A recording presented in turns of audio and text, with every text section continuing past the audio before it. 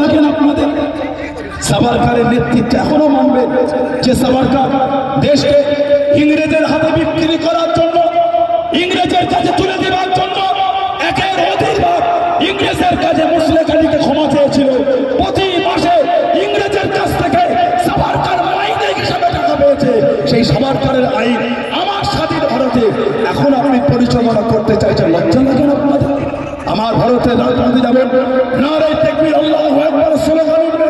আমার ভারতে হিন্দু ভাইদের ধর্মীয় স্লোগান উঠবে। আমার ভারতের রাজপথে খ্রিস্টান ভাইদের ধর্মীয় স্লোগান উঠবে। আমার ভারতে দলিত, আদিবাসী, পাঞ্জাবি, গুজরাটি, মারাঠি, শিখবে।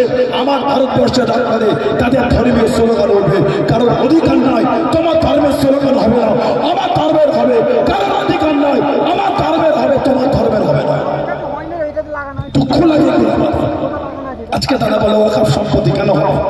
কদিন আগে দেখছিলাম যেদিন ওয়াকফ আইন নিয়ে পার্লামেন্টে চর্চা চলছিল, আমাদের সমাজে, শিক্ষিত সমাজের এই মূর্খ নেতাগুলিকে দেখলে আমাদের বড় কষ্ট হয়। পার্লামেন্টে দাঁড়িয়ে ধরে বলে যাচ্ছে মুসলিম এই দেশে ওয়াকফ সম্পত্তি নাই, ওই দেশে নাই, ওই দেশে নাই, ওই দেশে নাই, ওই দেশে নাই। লজ্জা লাগে না?